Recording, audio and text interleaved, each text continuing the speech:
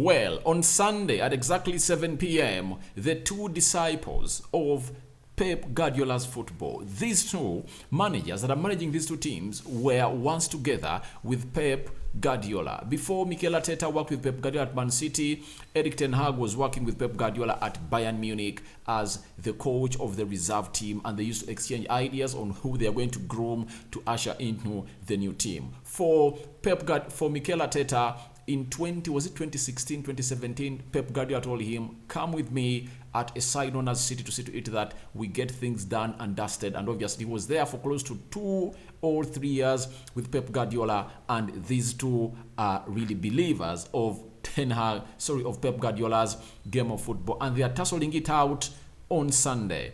Arsenal having a chance to extend their lead ahead of Man City back to 8, because Man City yesterday beat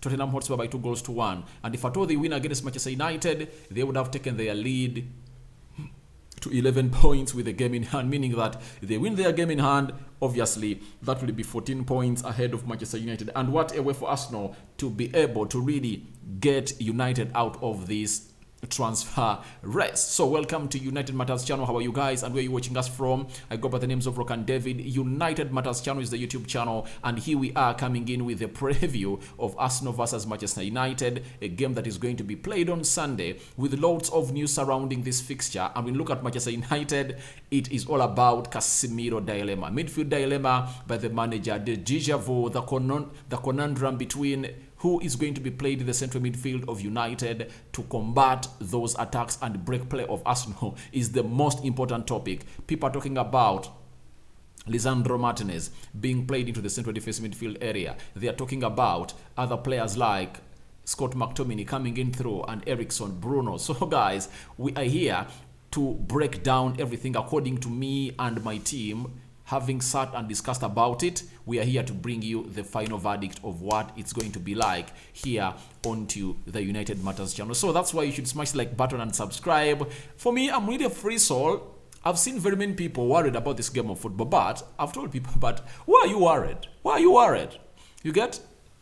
You see, one thing that Ten Hag has really instilled in this team of Manchester United is the spirit to believe that we can win. That's it. People are worried about Casemiro. We admit Casemiro is a big loss to Manchester United. But remember, we beat Arsenal without Casemiro. We beat Liverpool without Casemiro. We beat Leicester without Casemiro. We beat which team? We beat Southampton without Casemiro. So I believe we can win this game of football. We can go for it.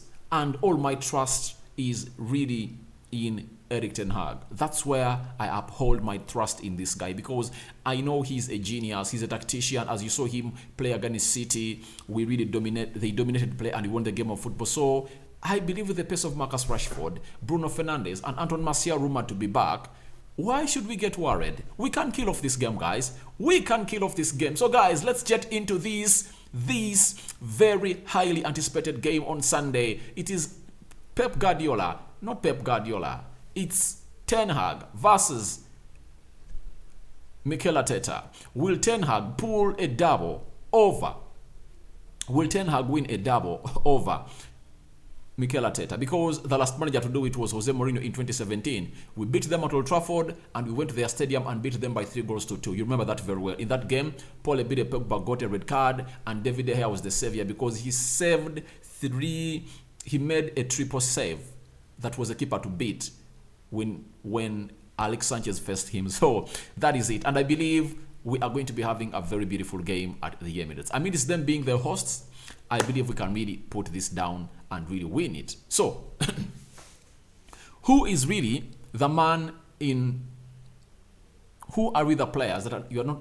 Who are the players you expect not to see in this game of football? Donny van de Beek, out for the season. Dalot, we don't know when he's returning because the manager is not good at giving us injury updates. Tuanzebe is out. Casemiro is suspended. And who else? Sancho is training with the team. You never know, he might even make it to London tomorrow on Saturday as they travel in the evening, prepare for that game against Arsenal. So I'm 100% sure we are really having only 3 or 4 players. Tuanzebe, I'm not going to count Phil Jones because his contract is expiring in the summer and is leaving. Even Twanzebe, Donny van Beek, and Diego Dallo are the only 3 doubts. They're not even doubts. Those are out of the game. Anton Martial is a doubt, and Sancho. Those are the only 2 doubts that we're having. But the other 3 are really out of this game of football. Now, let's get into what we believe Erik ten Hag is going to go in for as a system to go on and really play a team called as Arsenal. So the system that Erik ten Hag is going to deploy, according to me, it's not going to be a 4-3-1-2 as deployed against a team known as City at Old Trafford. I believe he's going to deploy his usual system of 4-2-3-1. That's what I really believe. And many people will have lots of things to say about this system, that he might be a little bit conservative, but even this system can be conservative. It can be conservative because it depends on the duties you align to every player. When you look at Arsenal, it's not a highly possessing side like Man City. Arsenal doesn't have a Kevin De Bruyne. You get? Arsenal doesn't have a Haaland. You get? Arsenal have like a Pedri, that is Thomas Partey. This time is going to be available because the last 2 games we played against Arsenal, the last one played at Old Trafford, Thomas Partey was out. We beat them by 3 goals to 1. Even the one we played under Ragnick, when they beat us by 3 goals to 1, Thomas Partey was not part of that game of football. So this time around, Partey is there, a huge boost for them. But I believe we can neutralize this team also. We can neutralize this team of Arsenal because we can really win against them in any phase. So I believe that is the system that Erik ten Hag is going to apply, a 4-2-3-1. And let's get to which players we believe the manager is going to go ahead and really front into this game of football. Now, in goal, David De Gea making a very fantastic save, world-class full stretch save with the tips of his hands from Arteta in the first half. That was the 40th minute before we went ahead to score, but obviously a free kick that he had nothing to do for it, though I blame him for putting a short man into the wall, but let's not discredit the person who took that free kick. He executed it very well. It was a very good dispatch coming in from Olise, that young player who plays on the left attacking side of Crystal Palace, and it's going to be hard for them to keep that player because I think very many teams are really now having a look at him, like Liverpool, Man City, and very many others. Now, we expect David De Gea to retain his position in goal. Not so.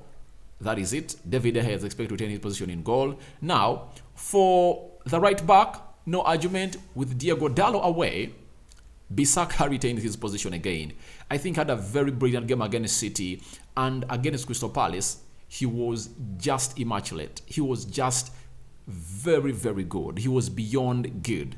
Bissaka defensively good, going forward good. Did you see Bissaka even cutting into the half spaces and playing in the midfield? You get? Ten Hag is trying to mold him to be a player who is really free to do what he wants with the ball. And Ten Hag's motto is one: use the ball whatever you want. I don't limit you, but don't lose our ball. Don't lose it. So the more adventurous you become, the more protective of Ten Hag's ball you have to be. Because if at all you lose it, you know what happened to a player called Anthony. So Aaron Bissaka coming in through to play into that role very well. Remember at Crystal Palace, he really closed that side very well and is going to be facing a man known as Martinelli, believing that he can close him down. He can close him down because he is really good. You saw how he closed down Wilfried Zaha. Even in the last minute or the dying minute of the game, Zaha was really on a run. Guess what happened? Bissaka came in through and really slide tackled him to stop him. Even Zaha said when he saw that a player known as Bissaka was behind him, he gave up. He gave up all his hopes of really scoring the winning goal against United because he knew what he was going to do for him. So that is Bissaka playing onto the right side of the fullback. I believe he's going to face players like Zinchenko and Martinelli. Obviously, I know he will overcome them. He will really silence Martinelli, according to me, because he's really good defensively and is improving his game going forward. On the left back, people will talk about Malacia or what, but I believe we are going back to our real shape. This is going to be played by Luke Shaw. I believe Luke Shaw is going to play as the left back. He was really great in the game of Man City playing as a central defender, but I believe this time around the manager is going to play him as a left back to face a player known as Bukayo Saka. However much Malacia was good in the game of City, and the manager never played him, never played in the game of Wolverhampton Wanderers after really pocketing a player known as Riyad Mahrez. But I believe this time around it's going to be Luke Shaw to play onto the left back of the full back. That is it. Let's go to the central defenders. In the central defense, I expect Lisandro Martinez to return into the central defense of Manchester United, playing on the left side of the central defense. Remember, Luke Shaw had been playing there, but I believe he had a very good game against Crystal Palace, and there is no reason as to why Ten Hag won't really give him a position to play into that central defense alongside Rafael Varane. The Rolls Royce Rafael Varane, that is our watertight defense with the best goalkeeper, according to me, with one of the best goalkeepers in the world commanding it, David De Gea. Now, people are really having reservations that Luke Shaw should be played as a central defender. I believe this time around, let's not really play players out of their positions. Let's put every player where he benefits the club best. You know, I like Malacia, but his problem is going forward is really limited.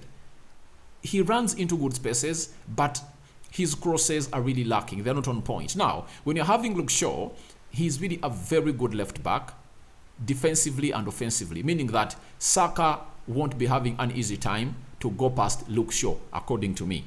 So I believe you get in Luke Shaw over there, he will defend Saka very well, and obviously he will go ahead and do the offensive duties very well. People have had a discussion that Lisandro Martinez should be played in the central defensive midfield. I doubt, because when you don't play him there, when you play him in the central defensive midfield, I think you destabilize the cohesion of the team. Why? United is going to be playing this game of football with the main man in the central defense as Lisandro Martinez, because he's good on the ball. You start it, build from behind, do that quick pass, get it to Eriksen or Bruno, line breaking pass to either Martial, so either Rashford or any other forward there, and then we break down that back line of Arsenal. That's it, because I expect Arsenal to play a high line. Let's go to the midfield that people have been really arguing about. So I believe Casemiro being away, Fred is going to play in that midfield pivot. For him, I think it's assured he has to come in and play. A lot of energy is going to be required in this game of football. The manager really brought him and played in some 20 minutes in the game of Crystal Palace. But obviously, we never really managed to get a win into that game. But Freddie is coming with the energy into this game of football because he played well against Man City, and the manager reserved him against Crystal Palace because he was also having a yellow card. Meaning that if at all he played him with Casemiro in that double pivot, and both of them got yellow cards, they would have been ruled out of the Arsenal game. Now, I think he's going to be playing alongside Scott McTominay. And I don't believe that Scott McTominay is really badly off.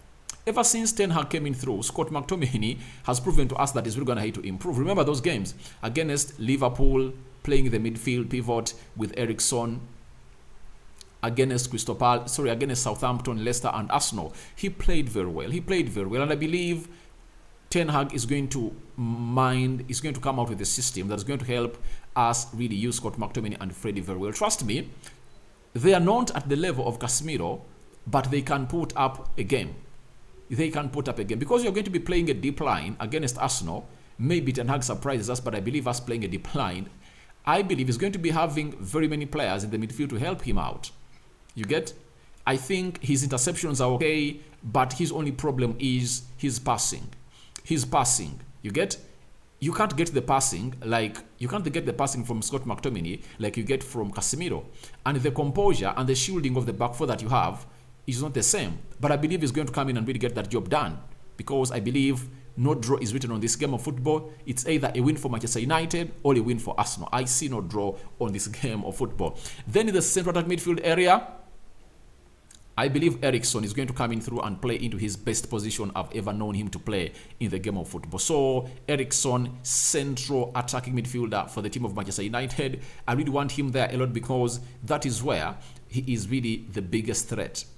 Near in the final third, that is really great. But the task is going to be who is really going to be feeding him the ball. I believe he can get that ball from the midfield, and I think they're going to be alternating a lot with Freddie. Sometimes Eriksen will drop deep, especially if at all you are starting that ball. He gets it to Eriksen, and obviously Eriksen really does the needful of connecting the midfield to the attack, according to me. Let's go to the right attacking center midfield. People think Anthony, but I believe he might be another plan to bring on in the second half, but Bruno Fernandes is going to be played as a right attacking midfielder. Why? On that side, there is Martinelli and Zinchenko. You need an extra man to come in through and combat that attack of Martinelli and Zinchenko. Amidst Aaron Bissaka being one of the best right backs defensively in the world, according to me, but that does not give you guarantee of really not offering him support from a right attacking midfielder like Bruno, who will always be doing the needful and really keeping them into shape and play.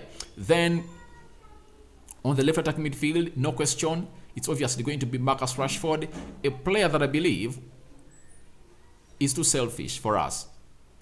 If he really gets that unselfish, if he really becomes unselfish, he can get this team scoring goals. You see, if I'm Rashford, I just have to go on and really watch what Harry Kane is doing for Spurs.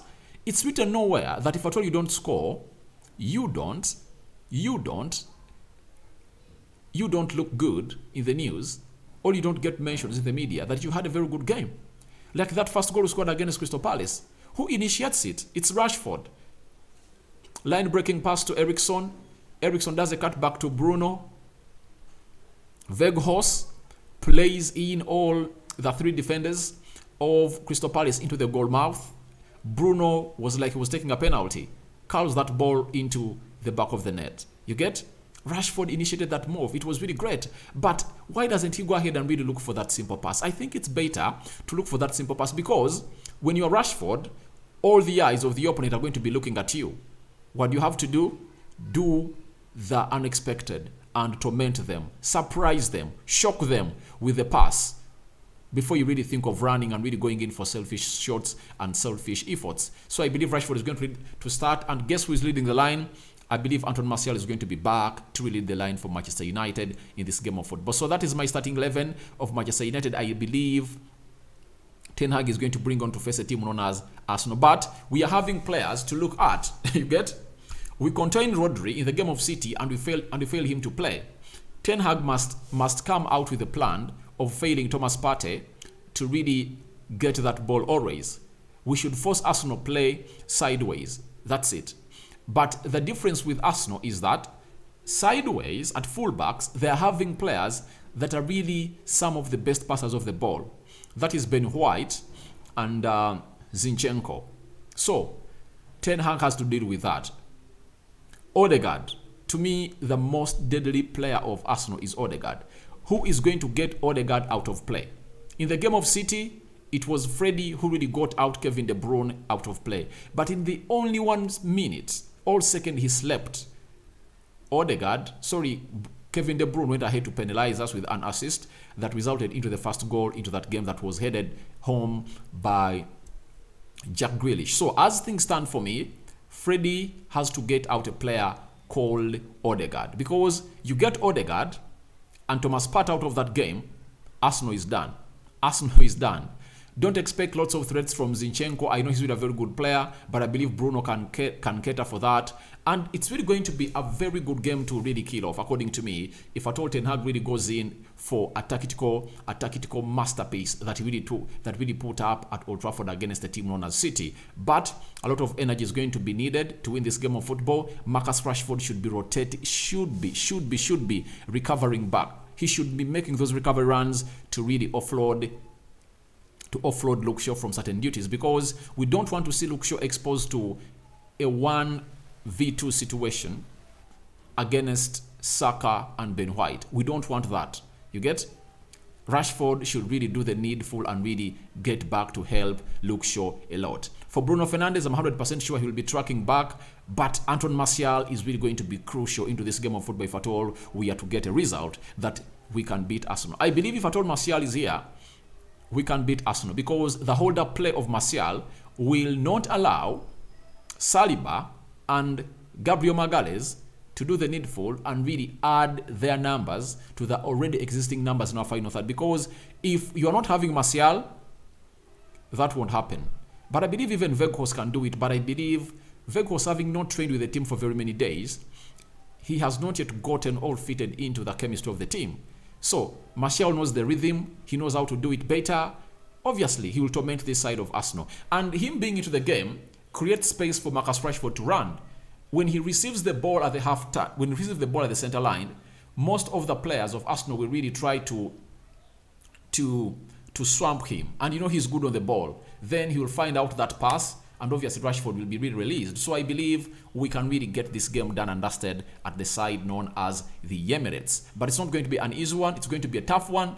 But my prediction is simple. I see a win written all over this. Either a United win or an Arsenal win.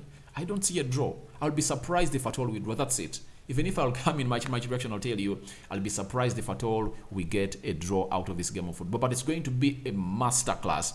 Remember, Arsenal have brought in Trossard. They are very soon trying to register him as their player. So they've gotten another gear off the bench. That's what I told you yesterday when I was talking about the Sancho boost ahead of the Arsenal game, that I would love Sancho to be part of this game. I pray hard that he really gets into shape to convince the manager to travel with them to London. Because if you're having Sancho on the bench, Weghorst on the bench, and Alejandro Garnacho, Mikel Arteta will be worried to make certain substitutions, and we'll know that, oh, there is Sancho, there is Alejandro Garnacho, and they're having Weghorst. So when you bring in Weghorst, you just know that you're really aiming in to do the needful and really go for what we call the aerial balls. And even on his floor, on his feet, he's really good. So my prediction is really a win for either Arsenal or Manchester United. And I believe it's going to be a high-scoring fixture, though I've heard people saying that it's not going to be a fixture of very many goals. I believe goals are really going to go ahead and really get inside, because United's game plan is going to be simple. Sit behind, play a little bit of high line, use the pace of Rashford. That's it. Arsenal, you know what they bring on the field of play. Pass that ball left, right, and center. Knock it around very well. Distribute it. Try to find Odegaard to find out a killer pass for Edin Ketia. Then you go for Bukayo Saka, Martinelli to initiate the chemistry from the wide areas. That's it. But we can really combat that. If we combated Man City, we can really combat that style of play from Arsenal. Rokan David is my name. Thank you for watching in through. That has been my match preview. And guys, don't forget to subscribe to this channel, but your reactions and predictions are welcome in the comment section below. Good afternoon, guys. Thank you for watching in through. I sign out for now. See you later, my mates. May the Almighty God bless you abundantly as it's a Friday, ushering you into your weekend.